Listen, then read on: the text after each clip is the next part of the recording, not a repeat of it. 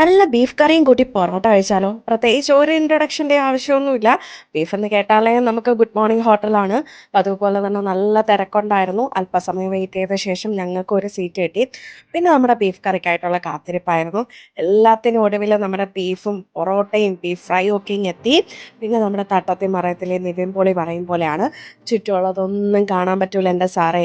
The best എന്ന് പറഞ്ഞു കഴിഞ്ഞാൽ അടിപൊളി ബീഫ് കറിയായിരുന്നു. ഞാനെൻ്റെ ലൈഫിൽ ട്രൈ ചെയ്തതിൽ വെച്ചിട്ട് ഏറ്റവും അടിപൊളി ബീഫ് കറിയും ബീഫ് ഫ്രൈയും ഒക്കെ നമ്മുടെ ഗുഡ് മോർണിംഗ് ഹോട്ടലിലാണ്.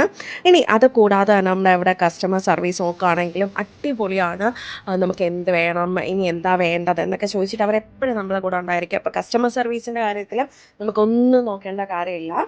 പിന്നെ ഗുഡ് മോർണിംഗ് ഹോട്ടലിലെ നമ്മുടെ കട്ടൻ അത് വൈബ് ഒന്ന് വേറെ തന്നെയാണ്. നല്ല പുതിന ഇലയുടെയും നമ്മുടെ ഏലക്കയുടെ ഒക്കെ നല്ല സ്വാദുള്ള ഒരു അടിപൊളി കട്ടൻ.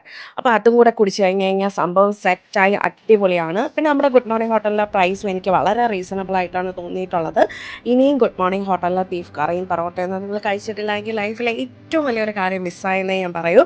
അപ്പോൾ നിങ്ങൾ എന്തായാലും ഇത് ട്രൈ ചെയ്യണം. അടിപൊളി ബീഫ് കറിയാണ്. ഓക്കെ, സൂപ്പറാണ്, പൊളി സാധനം എന്ന് തന്നെ പറയാൻ പറ്റും. സെറ്റാണ്.